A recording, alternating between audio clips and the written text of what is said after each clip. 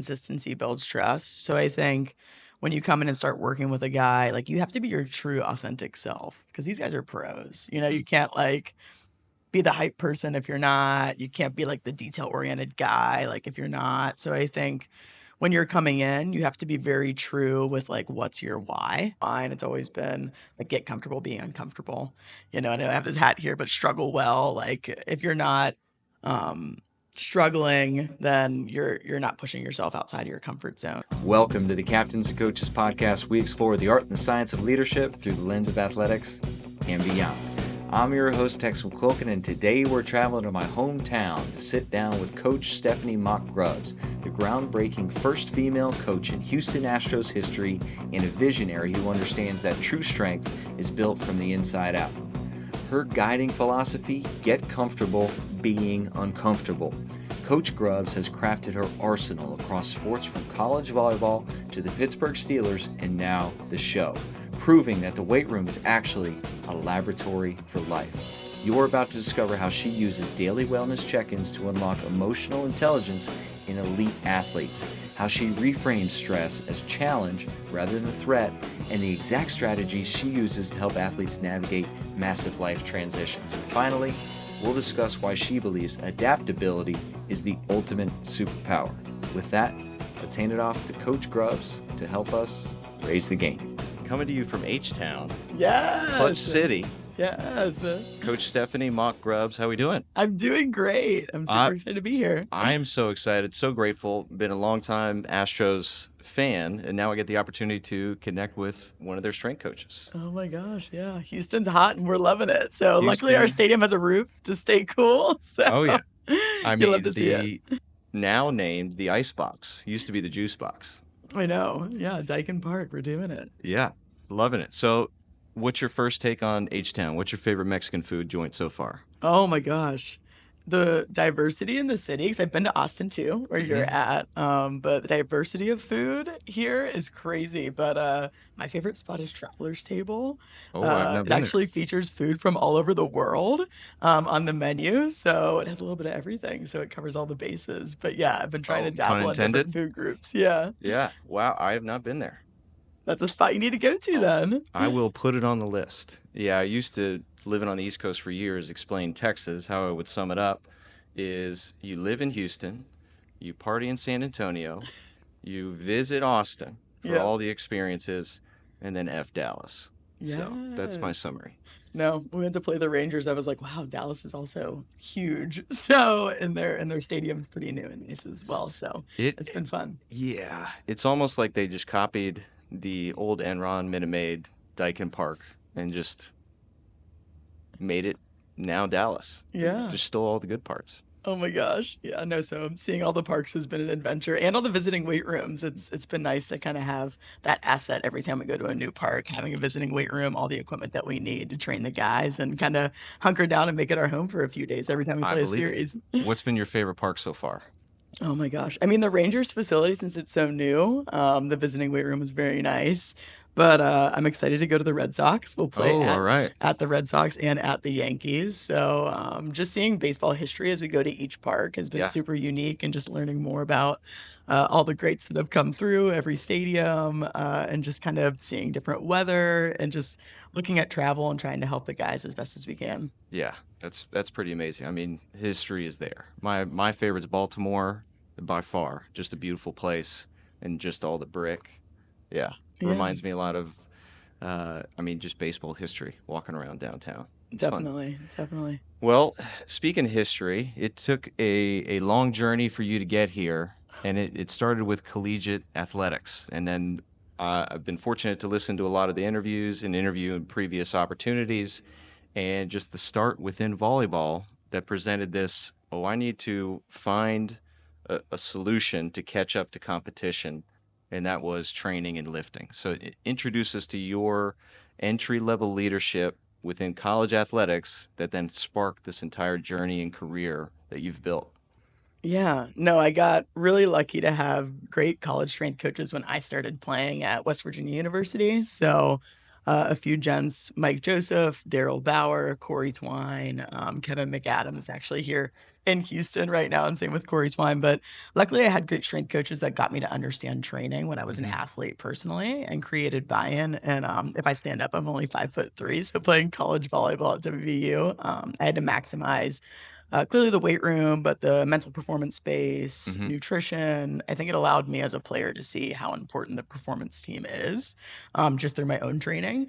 And then once I got done, my parents always told me to just do something that you love as a job and a career so it doesn't feel like a job. And I was like, man, I love being in the weight room. I Yeah. love training. I saw how it really influenced my time playing in college sports. So I wanted to be able to give that back. Yeah. So I think it's been really cool to be able to do that in the college space. And now kind of, I had a short stint with the Steelers too in the pro space, just dipping my toe in the water. But now just being in it in MLB is really cool. Yeah, well, I believe it. Yeah, the aspect, and then what I do want to focus on is transitional opportunities. So those freshmen coming into college for the first time, that volume, and then even this opportunity where you have players from all walks of life coming into the majors for the first time and becoming a professional athlete. So now, what is your approach when you're introducing yourself to an athlete for the first time, and it's their first time meeting a pro coach? Yeah, yeah. I think I look at the transition a lot differently now that I've been on both sides because I can think about a lot of the summer education that we did at Clemson, let's say with baseball. We kind of took them through this performance development, like onboarding with the freshmen, talking about just like, hey, we want them to have peak performance. You're going to have a lot of resources that are new and advanced in the college space from your high school space. So we take them through this education over the summer of like why we do block zero, ground zero training from a S&C standpoint, nutrition. We talk to them about different supplements, clearly drug testing and things like that. So they're aware of what that's going to entail. We did a lot of education in the summer with the freshmen. Mm-hmm. And then now I think about like, I go back and like, all right, we did that education. But now when they get drafted, like we had a lot of players get drafted from Clemson to Major League Baseball, like what does that transition look like? And we tried to do everything we could, like bringing back players that were playing in the pros and talking with some of our teams, whether it's track and field with Brianna Rollins. She won a gold medal at the Olympics a few years back. But like I think when we have pro athletes come back to the college space and talk to the young people of what's important and what they need to see, I think that I'm glad we did that when we were at Clemson. And those athletes decided they wanted to give back to the university. But now I'm like, oh man, the age range you see in college sports is crazy. You may have an athlete that's like 22 or 23. You have an athlete that's 35, that could be older than you. So I think the best ability is adaptability as a practitioner, and also availability as an athlete, of course. But I think I've really tried to make myself adaptable to, I'm not approaching every guy with the same cookie cutter approach because they're all kind of in different spaces throughout their career and Mm-hmm. development. So, and way different because like in college, you'll see 17 to 21 or 22 with the fifth year in the transfer portal. But now I'm dealing with the 22 to the 35, or maybe there's guys even in our space that's up to 40 years old. Like Yeah. you need to meet them where they're at and then continue to develop them and give them a lot of autonomy of their training. You've had the opportunity as a college coach to move to different teams. And when you're a college coach moving to a different team, you have juniors and seniors that had 2-3 years with the previous coach. So now you're stepping into the professional space. They've had a ton of coaches, and you're stepping into this program for the first time. What was your approach to then introducing yourself? A lot of coaches, they want to barrel in and say, hey, this is my way. But what was your take now at the pro level with the Astros? Yeah, I think I'm really lucky to have a resource like Wes, our head strength coach at the Astros, and his background, he came up in Major League Baseball. He started in like the DR and he's from the DR and kind of worked his way up within the Astros for like, I don't know, like maybe like 10, 11, 12 years. So seeing his background and using that as a resource, asking questions, understanding where the guys are coming from, what does that developmental process like look like if you get drafted just straight out of high school? So using him as a resource and having him as a mentor has been super helpful for me because he understands the system because he's worked in the system for a long time.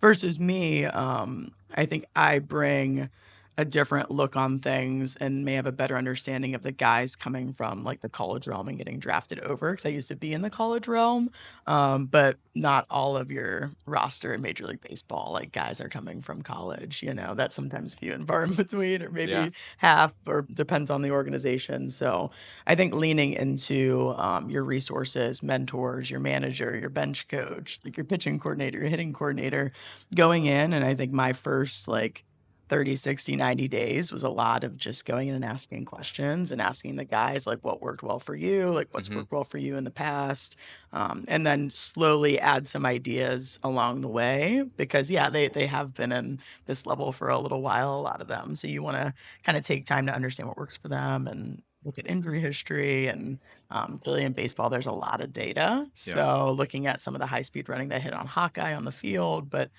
just looking at a lot of this information. But I think it's really important as a new person to an organization. I know you want to bring value right away, and for sure me too, but just kind of get a really good lay of the land and then bring ideas that you think will be an asset to the organization is probably the best way. And I have a book, The First 90 Days, that I bought before I got into this role. And I heard about it from Adam Petway.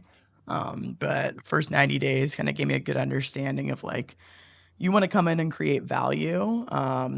But also like your first 30 days, it's gonna be a lot of like you asking questions and needing things from people. But when does the bridge of the gap come of, all right, now I'm bringing more value than I'm actually like asking for things. So I think just finding that transition can be hard, but yeah, be patient and ask good questions. Yeah. I can see you writing a sequel to the book, The First 90 Games. Yeah, oh my gosh, we're not there yet. We're No. getting close. Yeah. For sure, but yeah, no, I I try to gain perspective of like I think when I started this position in January, um, I was lucky to come in and work with some of the guys and build relationships then when things weren't like too high stress and too high tempo. It was still off season. So it was really about like building relationships with some of our guys here in Houston, Mm-hmm. to now going through spring training and now being like, let's say a quarter of the way through the season. I look back and I have to like gain perspective of like, man, I've come a long way, just in my baseball setting so Yeah. far. What's your approach there? Are you journaling? Are you documenting? You making mental notes?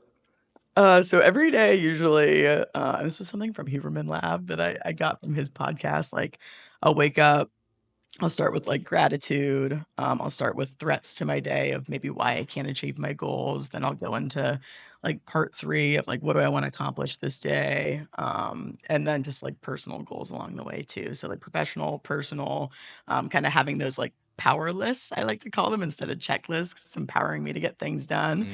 But always just giving gratitude and then recognizing like what's going to keep me from getting to those goals that I have listed below. So like kind of like threats, like social media and scrolling on my phone, like that could take 90 minutes away from my day. Wild. But then also like one thing I try to do when I'm driving into the city to the stadium is listen to a podcast like this. So I think trying to maximize your time, but do that every morning or even like the night before, Mm-hmm. to really get the most out of your day and continue to stack days. Yeah, I like that. And then now you're gaining that experience because there's no doubt that the season is so long. There's highs and lows, there's streaks, there's up and downs, there's team streaks, there's player streaks. And this anchoring and this practice, you now have tools that you can hand off to your guys if they're not feeling gratitude when they're entering in after a little slump. Yeah. Timeout. Let's take 1 minute to talk training. I'm presenting to you the Old Bull program. This is the program that I am writing for myself, former collegiate athlete, former guinea pig of all sorts of training programs. I've seen and I've done it all, and my body is feeling it. In order to recover my joints, still continue to build muscle, and look the part as a coach, leading the way, I'm offering you Old Bull programming. This is what I'm following. It is fun. I'm having a great time bringing in former athletes and colleagues into the party. Meet us out there for a 7-day free trial. Click the links in the show notes to give the Old Bull program a run. Now, back to the show. Ready, and break. Speak to us on the warm-up and the preparation. So this is something I'm excited to see at the game tonight. And then I went to opening day, which just so happens to be on my birthday this year. Let's go. So I went with my dad. It was a great day. And then we got there early, of course, national anthem, and you're just finishing up your warm-up. So it was cool to see you in action on the field pregame. Yeah. What is that pregame preparation and warm up? Is it just with the field guys? Do you do any work with pitchers? What's your experience pregame here? Yeah. One thing I had to learn about professional baseball is just everyone's routine looks different. So I think we try to look at pitchers as like the starters, relievers, of course, and then you have your position players, and that's when you saw me out there working with some of the position players. But truth be told, a lot of the preparation happens behind the scenes. Like Hmm. that's like the very last, like whatever they need to build confidence before they go to their position. But yeah, opening day, oh my gosh, I didn't know until, like, the day before that all the coaches had to run out onto the field.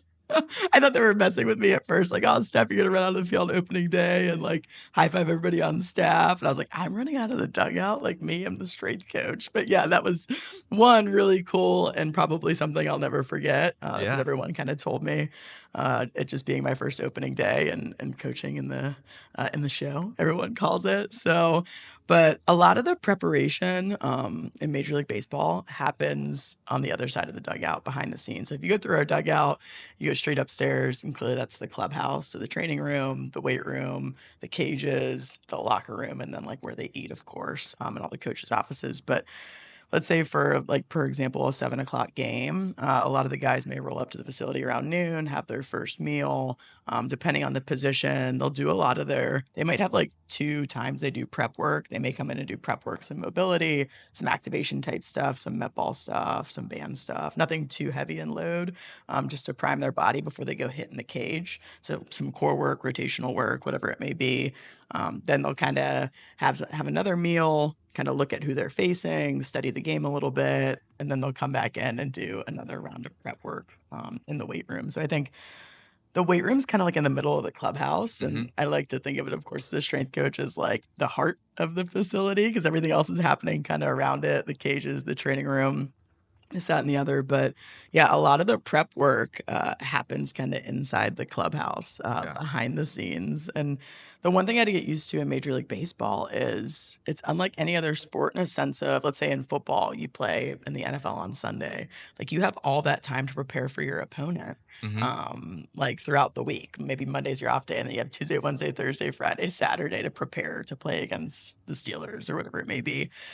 For us, like you don't have like you're practicing and preparing the day of the game because you have a game pretty much every day. So Yeah. I think I've just had to adjust to that everyday game day mentality, and everyone's going to have their routine that's going to make them feel prepared. But consistency builds trust, and I think some of the best players in the game have like a really good routine set up, and then sometimes they may come to us as a resource of like, hey, my hips are tight, can you give me a few exercises for that, or I need to do a better job separating my T-spine and my hips, like Hmm. shoulder hip separation and things like that. So I think just being there around the guys, if they do have a question or need something in particular, like you're right there to help. But I Yeah. think it's really cool that they're always passing through the weight room to get their prep and what they need, whatever position they may be. And there's a lot of powerful conversations that happen during that time. And that's kind of like your daily check-in of how Yeah. they're feeling, especially as you go through a 17 game stretch, 13 game stretch, traveling coast to coast, you name it, we're doing it. So I think it gives you a great pulse, just those like micro conversations along the way. Yeah, I do want to spend some time with those micro conversations. And I mean, that's where you are building trust. And that's the beauty of a strength coach. You get an opportunity to really connect deeper. Mhm. So, sport coaches are so dialed in, perfection, the data, as you mentioned. But then, strength coaches, we know the relationship between emotion and performance. And the weightlifting, the barbell, we get to see it unlocked when they make a mistake, they miss a lift, and then we as coaches can help shape those reactions, especially at the younger level. But now, as the professional, a lot of those reactions, those behaviors, they're locked in. Mhm. So, how are you stepping in to now develop a relationship, connect, and then take these people where they can't take themselves, even at the top level? Yeah. I've always told myself, and even when I was a college athlete, like consistency builds trust. So I think when you come in and start working with a guy, like you have to be your true authentic self because these guys are pros. You can't like be the hype person if you're not. You can't be like the detail oriented guy like if you're not. So I think when you're coming in, you have to be very true with like what's your why. And luckily, I'm grateful that I've been coaching for a long time and I've been able to kind of develop my own personal coaching philosophy and my why and my perspective of who I am. So I think I'm grateful that I've had a few years in the game and this isn't like my second job because that'd be pretty tough. But I think being true to what's my why, and it's always been like get comfortable being uncomfortable. You know, I know I have this hat here, but struggle well. Like if you're not um struggling, then you're not pushing yourself outside of your comfort zone. So I think I've always, throughout my career, tried to take strategic steps in regards to challenging myself from one position to the next. So I Mm-hmm. think I like to also call it calculated risks throughout your career. Like, no position, and I have so many interns that call me for advice on like jobs and things like that. They'll call me and be like, all right, like, I'm thinking about taking this position, and I'm always coming from a very unbiased place. I'll just start to ask them questions and I'm like, Mm-hmm. "Hey, you got to like lay out pros and cons personally and professionally of that role." And it's not always like it's not ever going to be like this next position all only has pros and zero cons, right? So I think calculated risks have been really powerful as I've kind of like grown throughout my career, but Mm-hmm. yeah, just figuring out what's your why, like why'd you get into coaching?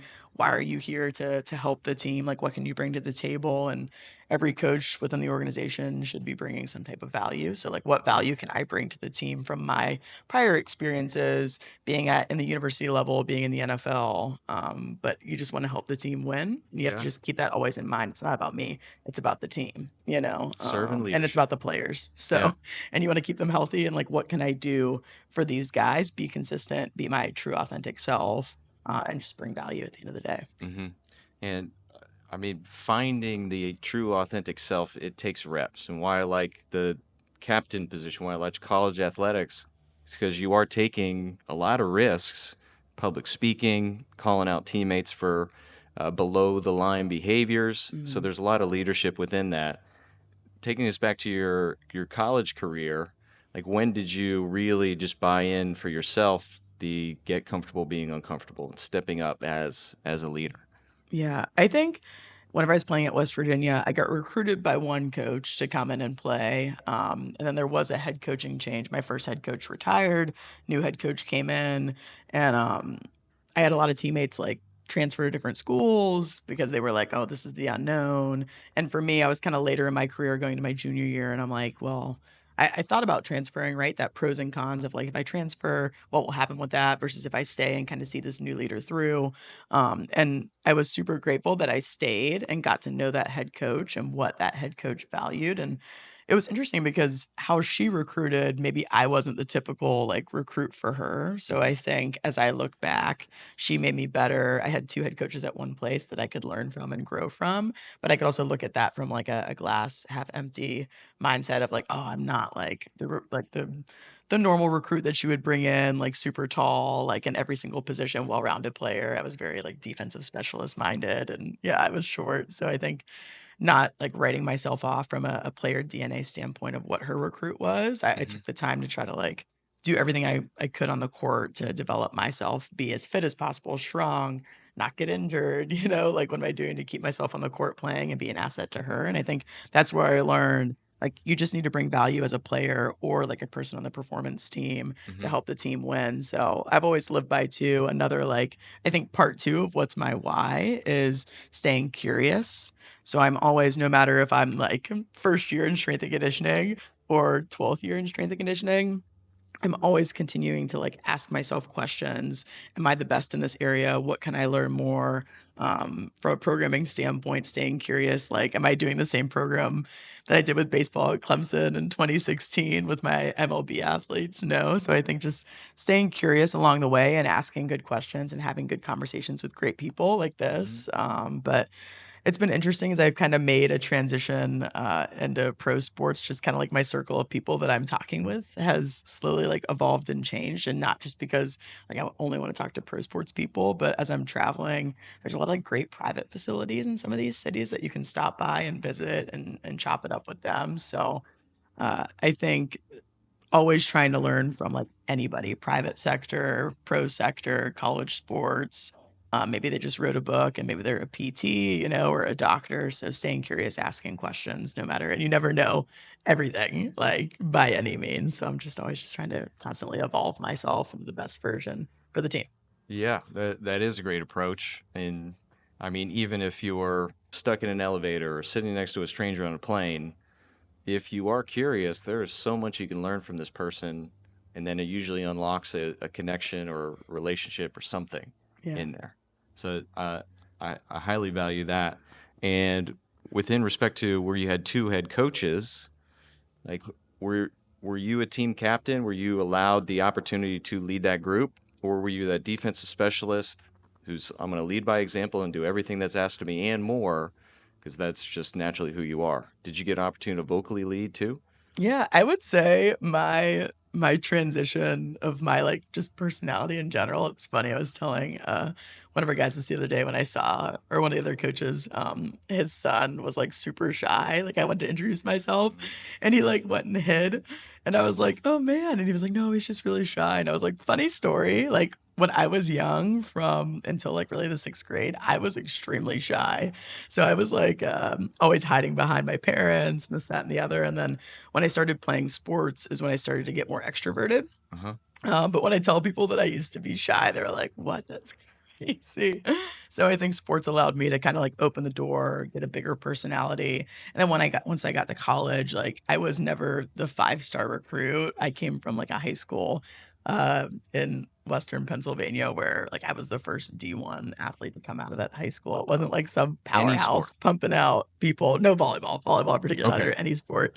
But so I think for me that was really cool. But also, yeah, I was like the 2.5-star trying to develop to the 5-star. So I tried to lead in the weight room was kind of like my niche, I would say, but Mm-hmm. still powerful. And then lead when I got on the court, lead in that way as Yeah. well as a defensive specialist, libero, whatever was called upon me in that regard. Yeah, that's awesome. A few things on that. Number one, starting with kiddo.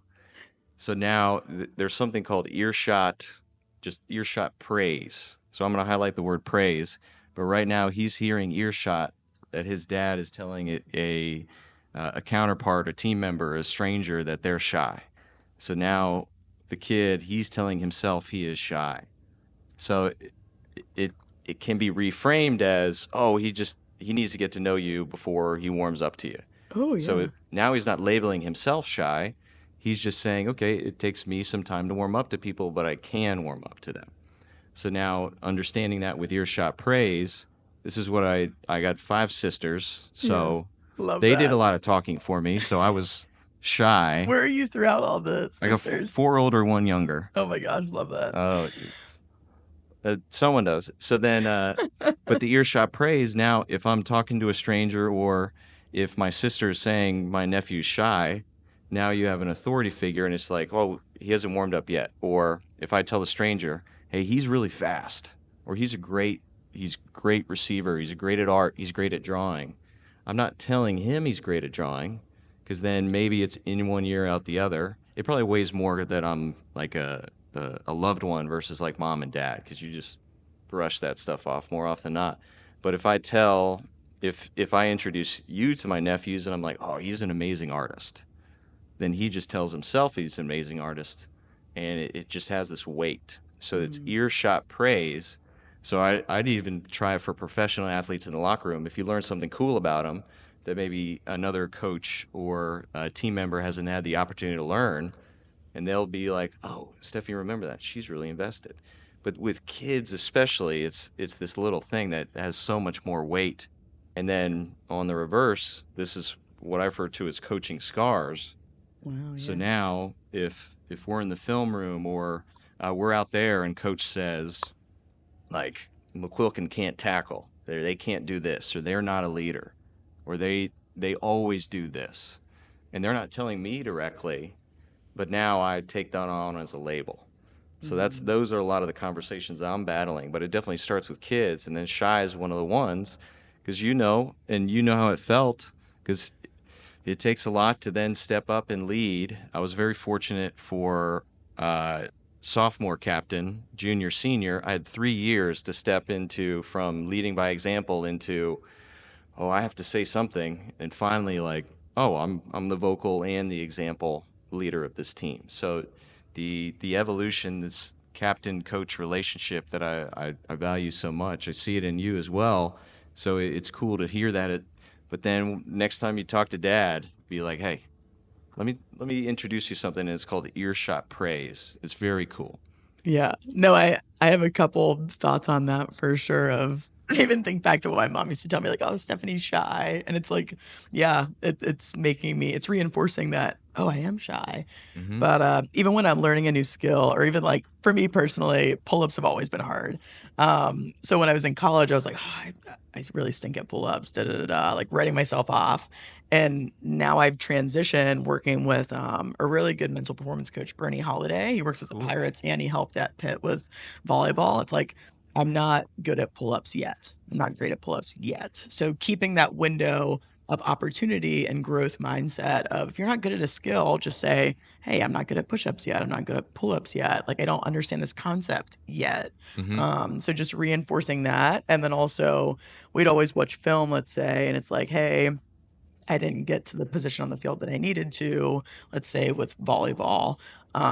And it's like, it's showing me that. And it's like, hey, I'll be better. Happy to be here. Like just kind of reinstating, All right. like, hey, I need to be better at this skill, but I'm happy to be here, and I want to be a part of the team. And that's a great asset as well. So I think to your earshot praise, like those are kind of two areas that I try to, the Yeah. get and the I'll be better. Happy to be here piece. And if you're a team captain and you hear athletes get down themselves, usually it's instinctive to pull them up. Mhm. And I'm curious in your career, whether it's athletic or just getting started to coaching from the college or the pros, how are you stepping in to shape words? Have you seen anybody really make a mental behavior change from you stepping in and trying to shape how they speak about themselves or their performance? Yeah. I think one thing that I've tried to do well, and I kind of learned this when I was in college at Pitt working with a pretty advanced team, was my coaching, depending on where we're at with the game day. And clearly with baseball, it's tough because we're playing every day in MLB. But if we had played Friday, Sunday, my coaching and criticism, let's say, like the furthest day out from game day, I'm like, hey guys, I'm going to coach you really hard. I'm going to tell you where you need to grow. You have that ability because it's far out from game day to kind of break them down and build them back up. As we got closer to game day, I tried to change my language to be more uplifting because I already know they have the stress of like the game is coming up, this, that, and the other. So trying to structure the week of giving a lot of feedback furthest day out from game day and kind of every day that we got closer being more empowering, uplifting, positive, with the lifts and the language, just because I know, especially in season, you have a lot of stress with like watching film, preparing for the game, getting kind of broken down of like what you need to improve on the court. So how can I change my language furthest day out to getting closer along with the workload, right? And what you're working on intent wise in the weight room. But yeah, I tried to formulate my language of like, hey, today, guys, like, do you want me to get on you? And then kind of opening that door to ask them that question. And they'll be like, yeah, I want you to give me feedback. All right, great. Hey, this is going to be the day that like I'm really going to break down your technique and give you a lot of feedback in that regard. And maybe that's more on the technical aspect versus the emotional aspect. I'm supporting them more as we get closer to game day. It's kind of been something that I like organically have done over time, just coaching for a while. I like that. So that's in line with your adaptability. And then I think we just coined a new term, the word load. So there's workload. Yeah. Now we're on word load. I'm tempering how I'm communicating to then prepare them and then lead them to game day.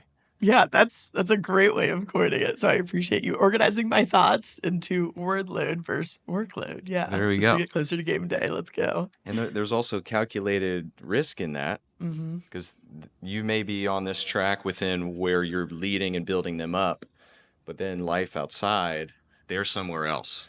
So now you need to, okay, even though I'm on this track, I got to make a verbal adjustment to get their mind right because we do got a game coming up. Yeah. No, I think your impact as a strength coach or even like a sports scientist, 'cause I've kind of like dabbled in both.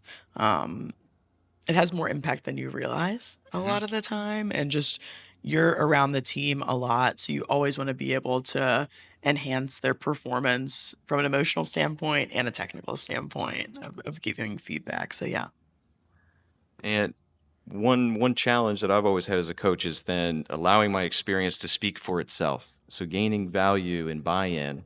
How have you stepped into these different roles, different colleges, professional levels, and then allowed your experience to build buy-in from the decision makers in those universities and teams? Yeah. I think it's had to change over time. I have to be a chameleon in regards to when I'm going into a situation, really have to understand, like, I've never played Major League Baseball or I've never played football. Like, some of these sports that I'm working with, I've never played, so I try to speak from, um, like, this is what I faced when I was playing in college sports. This is something that I saw. Like, you have to show empathy sometimes to, like, their difficult situations that they're going through, and I have to, like, again, be very, honest of, like, "Hey, I've never went, let's say, 0 for 4, on the Yeah. big stage, so I can only imagine what that feels like, I wanna be here to support you, like, what can I do to help? So I think, what I try to just ask good questions and meet them where they're at, and really adjust my emotions around, like, hey, if you have a guy coming in to lift post game and you have a great outing, like, that's probably not the best time to be like happy go lucky, conversational, this, that, and the other. So I think one thing that I've tried to do is just, sometimes it's best to sit back and just watch. Hmm. And I had a mentor, he was like, Steph, it's really powerful, like 2 ears, one mouth, like listen more than actually like kind of like talk, talk, talk. And I think that's a lot of people want to like sell themselves and say how good they are at their job and say, but like for me coming into this role, it's just like I should just listen a lot. And Hmm. I'll get like the guys will appreciate that and I'll get a lot out of it. And then kind of speak when I feel like it's appropriate, but just watch their game load, watch their day load. Like clearly in pro sports, there's a lot more things they have to deal with, whether it's like social media, whether it's all the interviews, whether it's all the fans. So I think like yeah, I come back to just being consistent for them, Hmm. being them for there for them all the time, and I just really appreciate that consistency. Yeah. And you've had years and years of experience at the college level, and often that's where 18 to 22-year-olds learn consequences to their actions. If we skip workouts in July, it affects us in November. So now, how have you stepped into a role where you've been able to express and get kids to accept delayed gratification? We're investing now for a performance later. So a little bit different. I have a follow up at the pro level, but yeah, delayed gratification to that 18 to 22-year-old who has freedom to make decisions. More often than not, they have to learn the hard way to make the right one. Yeah. I think this was something in working in college sports at, yeah, Clemson, Mississippi State, West Virginia, being a college athlete myself. Things are transforming quickly with the transfer portal Hmm. and athletes getting paid in the college space. Things are changing rapidly. And I mean, now I'm grateful I'm in pro sports because it's like they have rules, they have Yeah. regulations, they have the framework because they've been doing it for a while. College sports, like, I think it's going to be great in a few years once they kind of get everything sorted out. But just educating the athletes now versus educating them when I was a college athlete looks way different because they do want instant gratification. They do want playing time immediately, and they do think they should get paid a certain amount. So I think college sports is, yeah, in a reframing situation where like long-term athlete development is a thing of the past. It was rare in my last couple years in college sports that we had an athlete from freshman year to senior year. Hmm. But if I look back in like 2013 when I was coaching, like you always, for the most part, had guys or gals from freshman year to senior year. So it's kind of like you have an athlete come in for 6 months, you want to maximize that opportunity in college sports, and then they're probably going to go to pro sports or if they're coming for a fifth year. But I think you beeline yourself if you're like a college strength coach now. It's like, oh, nothing's changing for us. It's like everything's changing. Hmm. And that's not saying that like that's why I got out by any means because I've always wanted to work in professional sports. But I think college sports is going through like a massive evolution right now. And if people say they have it all figured out, that's probably not true. But I think whenever athletes would come to me when I was in the college sports setting and be like, hey, I'm thinking about getting in the portal, I'd always really try to direct them towards like, hey, you're probably going to have a lot of hard conversations coming up in the next week or so if that's really something that you want to do. And I always try to direct them to like going and talking with the head sport coach. Like, go have a hard conversation with them about like what that looks like. And if you have questions about like your playing time, your future here, like you're gonna have that when you take a job, you know, and you're negotiating a contract. Like hard conversations aren't bad. And I think sometimes people like are very afraid of that. So I'd really try to like push our athletes towards going and having those hard conversations because it's gonna really help them on the back end. And they're gonna have to do that later in life. They're not enjoyable by any means for anybody, but like you're gonna go and have it and feel a lot better after the fact. Yeah, and it's a rep. Just like we mentioned with being a team captain, it's public speaking. It's just to now your friends and teammates and trusted people. This hard conversation that you want to have with the sport coach, they do care about you. So now it's practicing getting a good rep with somebody that does care about you versus maybe a boss that does not. Yeah. So I love that you are encouraging and pushing them towards hard conversations. I mean, that probably translates to even college now. We've seen, unfortunately, different scenarios with kids that didn't have a hard conversation, and then their parents stepped in and blew up their whole NIL and their reputation and potentially their professional career as an athlete. So it was all, they were unwilling or unable to have a hard conversation with coach, and other people stepped in. So I feel that's still relevant today. Yeah. No, I think I've even framed it like courageous conversations, you know, like put yourself out there, ask the hard questions. And at the end of the day, you can ask a question and if their response doesn't make sense, just you can respond with like, help me understand. You know, like I just want to understand at a higher level. So if they're like trying to explain things to you, just having like a list of questions you want to go down and then having responses on the back end too. Be But curious. yeah, stay curious and have courageous conversations, and that'll probably help you throughout your playing and like professional career.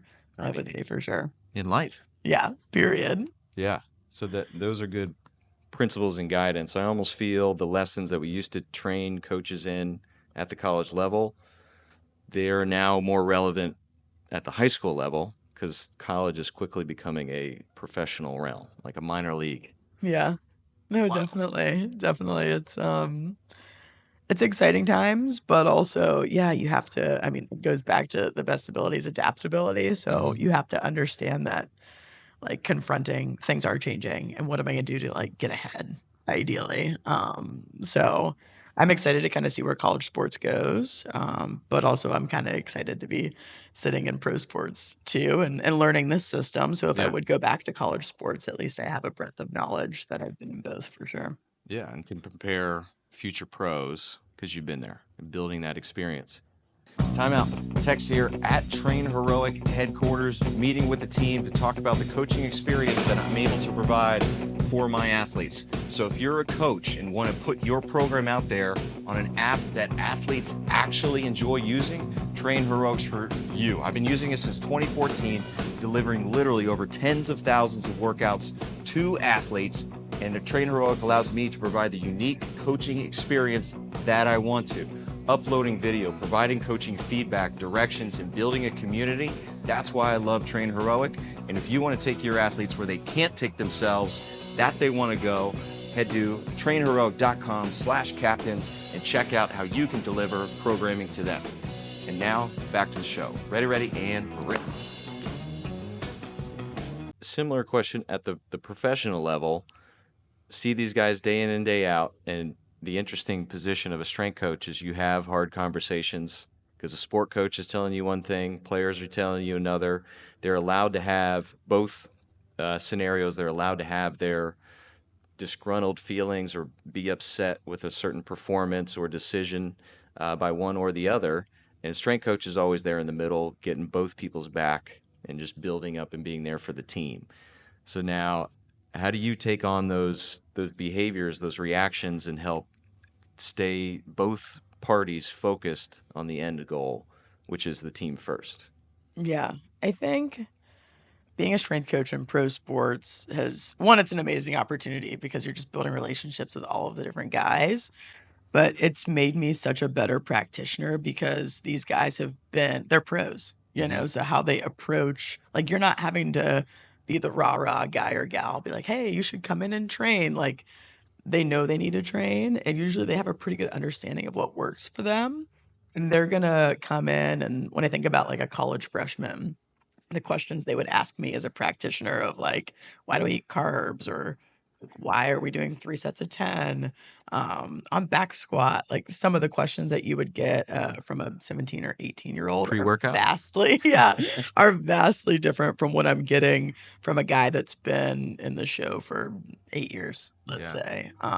Like, they're asking extremely high-level questions to me, which is making me a way better practitioner because now I'm reading, I mean, even more so, but higher level information. Like, if I don't have an answer, I'm never gonna lie to them and be like, "I have all the answers." They're like, "Hey, I don't know the answer yet.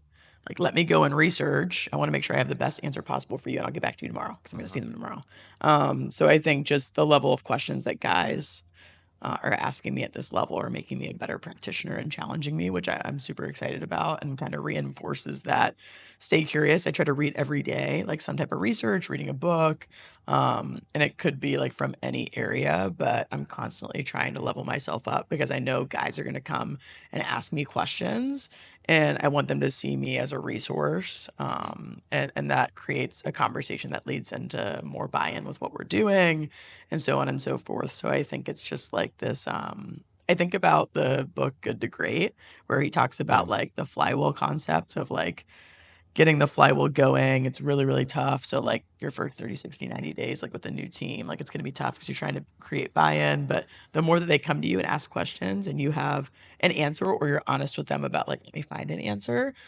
Every time you have that conversation and you're bringing value to them, that's gonna wanna make them continue to come to you and ask questions and work with you and, Mm-hmm. see you as value to the team. So, yeah, I think it's been great to kinda see the evolution of when I was in college sports, I was getting asked these questions, and usually, like, maybe the head coaches were the ones asking, like, the really difficult questions in college sports to you from, like, a periodization standpoint. "We need to peak at this time," talking about training.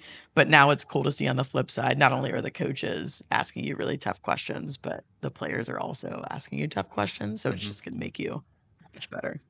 Yeah. In line with the sport coaches, baseball's so data driven. In your experience with sports science, are you ever geeking out and want to show them something really cool that maybe they're not aware of data wise, that their players are performing or they're jumping out in the weight room that you get excited about? Oh my gosh. Yeah, I think sports science for me personally, I've like, when I started in sports science, let's say in, like, 2015 when I was at Clemson, like, I wanted to show the athletes all the data. I was like, "This is so cool. They're gonna have the same passion about it as me and the coaches," and it's like, "Oh, man, maybe not so much." So me geeking out over it, I've tried to become as I've transitioned from, let's say, like, 2015 when I was really starting to dive into sports science to now, like, 10 years later, um, you have to understand it's an art and a science. So there's a reason why like there's still people around and there's not just a bunch of robots in the weight room trading guys or gals. So I think timing's really important. How you deliver the message is really important. Like certain reports, let's say in the past, like I'd be like, oh, let me just send this like force plate report via email to the head coach and the performance team. Versus now, when I can, I'd love to just take the report and give it in person and provide context in person versus sending it via email because I think it's so much more powerful to go in person because then they're if they see like one person's numbers in particular, like, oh my gosh, why is so and so have so much high speed running? Like, should I play them today? And it's like, no, you're there to kind of cushion and provide more context right then and there versus like having an email chain. I'm sure everybody's used to like, oh, I send this catapult report for Yeah. the soccer team post game. And now it's like my whole emails, there's like a 60 message thread of like all these different people giving their feedback. It's like, oh no, maybe. So I think I've really tried to if I'm sending different reports on different things, just be there in person. And that's where it comes like the art and science. Mm-hmm. Like there's an art to helping give context and give that information. And I always like to use a report or something like that as storytelling. It's like, hey, tell a story with positional groups and what we've seen and what we've seen over X amount of games and the season and compare it to last year's data is always helpful. And even the season before when you've had success. So I think storytelling is important in sports science. And then Mm-hmm. also just like giving the report in person is super powerful to like whether it's you're talking to athletic trainers or the head coach. And that creates more conversations to be had. And it usually goes a lot better. Oh yeah. So yeah, versus we all know like, hey, if I call you versus me like text battling you, like a lot of stuff can be taken out of Yeah. context. So I Well, think that's how I even look at in it. person. So Yeah. I've done 700 plus podcasts Zoom. So now here with captains coaches, I'm like, I'm in person Yeah. because we're picking up on so many different cues, directions, feedback, and makes for a much more richer experience. Even though people are watching, it's still the value and the depth in person is where it's at. So I do want to spend. You said the art and the science. I want to hit on the art and the science of leadership.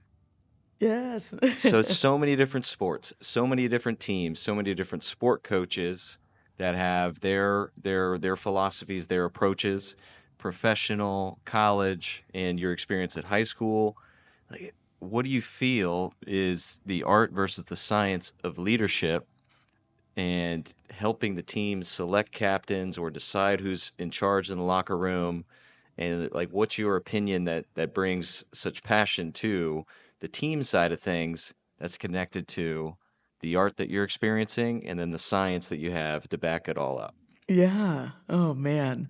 Well, I've been super lucky to be able to lead at like Mississippi State when I was the director of Olympic sports and when I was at Pitt as the assistant AD for sports performance and having like great staffs and working with great teams. So I probably lean into my most recent experience when I was leading, overseeing 19 different sports at Pitt and having like strength staffs and sports scientists for basketball, football, Olympic sports. But for me as a leader, the art and science. So I would say the science for me would just be like my standards of like what I have expectations wise for my staff to then kind of go out and be their own leaders for their own teams. So the science is just the standards, of what I have for the staff. And then the art is just me developing relationships with everybody, and understanding like one, where do their strengths lie, like within the staff, like what do they bring to the table, and then from that I can assign like responsibilities to each staff member depending on their strengths,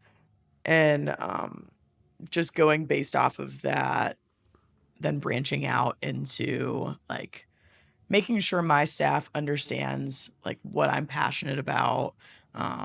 And me being an extrovert, I'd always try to hire like different skill sets around me as well as a leader. So I think that may lean more into like the science portion of like rounding out my staff. But Social science. yeah, social science for sure. But I mean, as a leader, I always tried to bring a lot of passion and energy to what I do.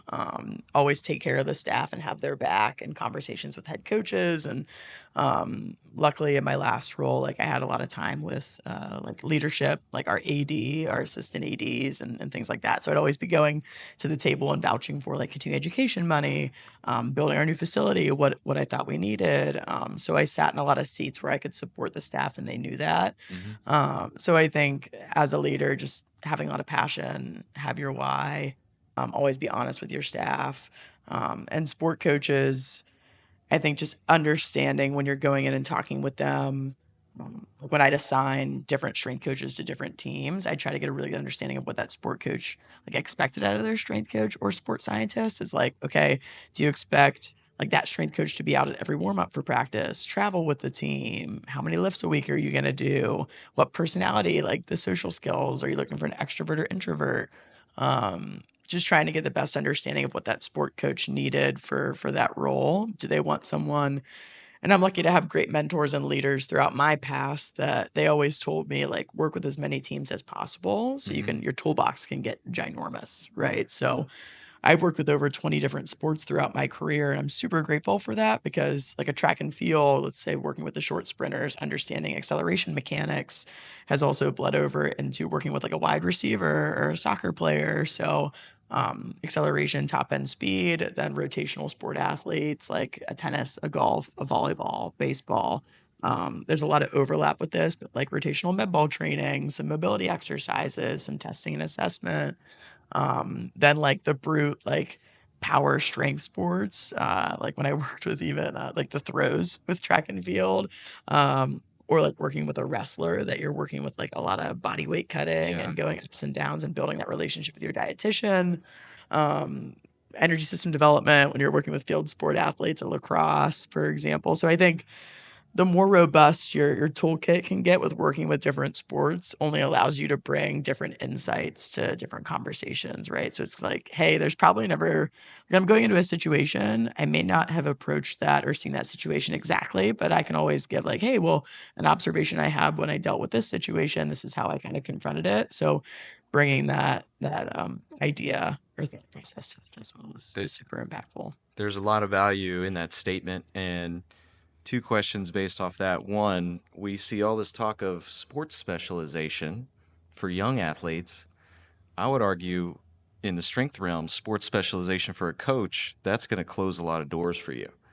And you've painted a beautiful picture. So what can you give to some younger coaches out there to say, I'm only men's basketball, I'm only this, and that may be stalling their career and their personal development? Yeah.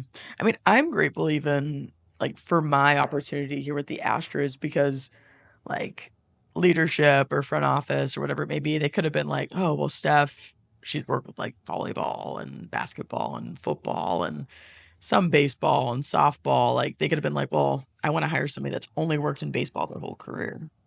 Instead, I mean, I got hired, which is great, but like they were open minded to the fact that I've had a lot of experiences with a lot of different sports. And they're like, hey, maybe her take is going to be a little bit different. You know, maybe she's going to bring a different thought process to the table that we want, you know. But some people, depending on like the hiring committee, and whenever I would hire like a basketball strength coach at Pitt, like I would never hold it against them that they like worked with multiple different sports. I thought that was great. So I think it just kind of sometimes boils down to from a hiring standpoint, like if you're on the hiring committee, kind of empowering, like hiring somebody that's well-rounded is something that I have a personal bias, right, based off my career.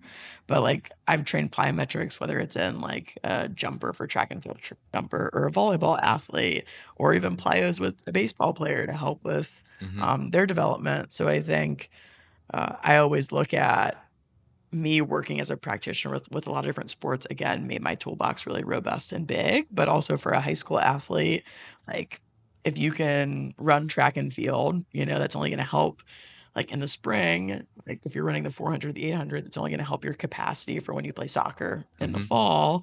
Then if you're playing soccer in the fall, then that can assist you with like when you're playing basketball, like in the winter time or whatever your seasons may look like, depending on the sport that you're, or the state that you're in. Because I know different states have different seasons, your club team and this and that. But I think I've seen a lot of the best athletes. Like I think about our best volleyball player when I was at Pitt. She also was a water polo athlete, and like which like she was a goalie, so like her arm swing was so powerful, but she was like treading water and throwing a ball in the pool. So I think about how, or like coordination, if you're running track and field and doing the skips and plyos, can help carry over to being a great volleyball athlete. So I think a lot of these different sports bleed into each other and kind of lift them up. So I think just look at it in that regard, that you're only building your robustness, your capacity, your lower limb stiffness, like they can bleed into each other and really, really help. So I think if you can do that as you're coming up, and then clearly kind of once you get to, let's say like ninth grade, there's a lot of pressure, right, to start to specialize early, but try to play as many sports as long as you can, because it's only going to help your development more. Big time. And there's so many different connections at sport, soccer, lacrosse, basketball, similar offenses and flows and creativity. So encourage that. And then for the coaching perspective, I'll quote Steve Jobs, creativity is in the connections. So the more teams that you are a strength coach for, the more you start to see it's just like this. And it helps your programming, your connections, and also your communication. So you have all these different tools to then show where plyometrics are benefiting, or show how to do a triple jump or bound. It's just very difficult to teach high schoolers how to bound. So now we have all these different tricks and experiences. I do want to spend some time. You've interviewed so many coaches. You've had successful interviews yourself. One of the most difficult things for getting a job as a strength coach is this follow-up. Do you have any questions for me? So my question for you When you were in that hiring role, what questions did you expect or want or surprised with? And then the flip side, when you were stepping in and interviewing at all these places very successfully, what questions did you just have in your back pocket that helped show who you were as a coach? Yeah. I think it's always important to do your homework, right? So, um, like I did my homework on different players coming in, like coming up in the system, let's say for the Astros, like, hey, up and coming players that are going to be impactful in a few years, or like, hey, I know this manager came from this background, like asking specific questions. So they know that, like, one, I did my homework. Let's say people are asking questions about Stephanie, like, oh, they saw that I did a presentation most recently at a conference about, let's say, microdosing strength training in season. And they asked me a specific question about like something I recently presented on or a podcast I was on. I love when people do their homework, and that shows me that they care about like me as a leader at that school or at that time. So the more that you can kind of dive into their bio and kind of what makes them them, looking back at that and what their interests and where that lies, and showing that you're also interested in that, I think is really powerful. But I think asking questions around development, as a practitioner, like I want to be the best version of me. I'm not just like going in and asking, like, well, how much money do I get for professional development? It's like, hey, what are you guys currently diving into? What are your interests? Like, what conferences have you been going to? Showing that you're invested in your own personal and professional development is super important to me. So I was always interested to hear like what people are diving into. Mm-hmm. And if I asked a question about like, hey, what podcast have you listened to? Like what presentation have you dove into or what conference you've gone to? And they're like, oh, I haven't really gone to anything or invested in myself. Like tough, that means like your standards or really what's important to you kind of don't Right. interplay with mine. So I think, yeah, when people would ask questions about specifics of the staff, and having investment into that was always really impactful. But yeah, just do your homework going into the interview, and know as much as you can about like that team or that organization or the history that they've had. Like I knew that the Astros won multiple World Series. Like that's awesome. So just knowing that, but like After a lot of dark years, my whole yeah, youth. yeah. So I'm just loving every minute of it now. Yeah, no. So I think learning everything that you can about that university or organization is super impactful to the group that you're interviewing with. And it shows that you're invested and you really want to be there for the right reasons. Yeah. And what guidance and advice would you give to the individuals that feel they nailed an interview, they did everything they could, but unfortunately there's only one spot? So what do they do next? Yeah. I think I'd go back to the last question, making sure you ask on your interview, like, what does success look like in this role? From uh, like in their eyes. And depending on the panel, you might get different answers from like a strength coach, the head coach, your athletic trainer. So, like, what does success look like in this role? Because ideally, I want to come in and be successful. And then if you ask that question in the interview, then on the back end, if you don't get it, like, asking them if that person has the time. So you ask them like, hey, do you have time to give me a little bit of feedback, a few minutes? One, ask for time. And if they say yes, like, what could I have done better? Of course. And then just make sure you follow up on the back end of like, hey, thank you so much for the opportunity. I got to interview for this position. Like, I would love to stay in touch in the future. I think that goes so far because I've seen some people be unprofessional and they just get upset and then they're sending off emails to different people like, can't believe I didn't get this job, like this, that, and the other. Like you always want to leave every situation or conversation like neutral, or positive, going around and kind of like, yeah, not having positive relationships with people has never been like how I've gone. Like you can disagree with people. That's okay. Like maybe you don't believe in the same things, but you always respect where that person's coming from in their thought process. It's like, hey, I respect that you think that way. This is how I think. Like we can still keep it moving and work together. So but yeah, every time because I've not gotten every single job that I've interviewed for by any means. I wish I was batting bat 100 or 1,000, but I'm not. But I think just always leaving every relationship, like, because I interviewed for a graduate assistant position a long time ago and I didn't get it, but I asked questions of what I could have done better on the back end. That ended up I didn't get that role, but then he put in a good word at Clemson for me, and then I got that position. There you So go. like if I would have left that other position that didn't get like very negative, then it wouldn't open to another door. So you never know what opportunity could lead to another opportunity that you could get if you didn't get the other one. So You never know. you And never it's know. almost Everyone knows everybody. So like exactly. whatever you do, just have good relationships with everybody, and respect where they're coming from Yeah. and their story. Yeah. And their story, and maybe find them at a conference, buy them a coffee or a beer, and then get to know them and share more about yourself because they do so many interviews. So then now we actually get some time. So I would say go to a conference. Yeah, 100%. Go to a conference. That's why I mean, Summer Strong, we ran into each other and it's awesome and you have great conversations. So I think, yeah, you never know where you're gonna meet somebody and like they may not look like you. They may have a completely different like kind of path of how they got to where they're at, but you have to respect everyone's like adventure, and Oh yeah. journey along the way. Because like how I've gotten into Major League Baseball, like, a lot of people look at me and they're like, "Oh, Steph's like a baseball girl now." Like, she's like but my path compared to a lot of other probably Major League Baseball strength coaches is very different. So I think even when I was interviewing, you can't, like, write yourself off because your path doesn't look the exact same as everybody else's, you know?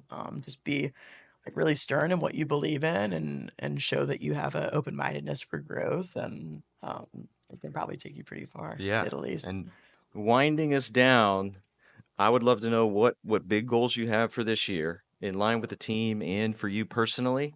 But this is a trap for coaches. They sometimes forget about themselves. Oh man. I mean, I'm just really enjoying like being in a new sport and environment, being in Major League Baseball and meeting the new practitioners, whether it's like mental performance coaches, other strength coaches, other baseball coaches. But I think just like meeting a lot of people in our ecosystem and brainstorming and getting better. But yeah, I'm just trying to create a brand new network, in regards to people I can learn from and grow from, in that regard. And just, yeah, fully embodying everybody in Houston. There's so many great people in the city. Alan Bishop, Kurt Hester, myself, Corey Twine, that's over there working with NASA. But yeah, there's a lot of really, Alex that's with the Dynamo. There's so many great practitioners. My Mhm. husband, maybe Matt Van Dyke, Mike Eubanks. But yeah, the city of Houston's just like booming with people to learn from. So I think I'm just constantly trying to cast a wide net and learn from all these amazing people that are on the field. It's Performance Hub. It's a great Yes. place. Let's I don't know why go. people put it down. I love it. Uh, H-Town. that's right. And then where can people continue to follow you to learn about these goals and continue in your journey and growth as a leader? Yeah, I would say if you wanna find me, it's at Coach Steph Grubbs. I recently got married to my husband that's also a coach here, in Houston with the Texans, so that makes all things sports in Houston very fun for us. Oh yeah. But yeah, at Coach Steph Grubbs on Instagram is probably the easiest way. Just shoot me a message or, at sgrubbs at astros.com. I'm sorry. That's my email, so you can get me there. And I'm sure we'll put this somewhere in the notes too. But just I'm super grateful to be on the podcast and just be here, with you and everyone. Just have like a constant pursuit for knowledge, constantly be reading everything you can. And I think the one beauty of whether it's like podcasts like this or just social media is just if you want to get in contact from someone to learn from them, like usually the odds are you can shoot them a message and they'll get back to you. So like I really try to do that in my regard of like if someone reaches out to me to ask me about my like adventure through professional baseball, like please feel free. I don't know everything. This is my first year in it. So I think I've been really grateful for my experience so far of one, having great like male mentors from our manager to our bench coach to our head strength coach, them kind of empowering me in my role, working with the guys. And one thing that I've really enjoyed is just one, all the travel to these different ballparks, but just seeing the different resources we have at each park, like in the visiting weight room. And it's forced me to like really think on my feet at a whole new level and become creative. And I mean, playing every day, like we have 162 games in just our regular season. I think it's just allowed me to have so much respect, so much more respect for the sport, just Hmm. coaching in it. So I think like go support the sport, get out there, go to a baseball game, whatever city you're in. The sport's really fun. The pitch clock's been a whole new addition, in regards to just kind of speeding the game up a little bit, keeping it exciting. But I mean, hitting, I feel like in sports is like one of the hardest things, and guys are throwing pitcher's 99, 100 miles per hour. So the fact that they're hitting this very small baseball is really tough. So just I have so much respect for like what our guys do in the sport, and just go out and support whatever teams around you, especially the Astros. Yes, let's go. But thanks so Yeah. much for everyone's time. Oh yeah, Steph, thanks for your time. I'm excited. Tonight is Dollar Dog Night. Let's go. So I'll You be would know, doing not me. Throw me one down. I'll be doing the 9 for 9 tonight. So I don't know if you heard about this challenge that's making its way around baseball. No, I haven't. Tell me more. I'm not up in this. Oh, well, this is a pure fan thing. I'm excited. 9 innings, 9 dogs, 9 brewskis. Oh my gosh. Is your dad doing this too with you? This is No. epic. I can't wait to hear the reviews after the game, and hopefully a dub. Yeah. Well, it is walk-off season, as is Sunday. So, again, thanks everybody for tuning in. Thank you for the opportunity. I'm very excited for the game tonight. So, Let's go. Thank you. scene.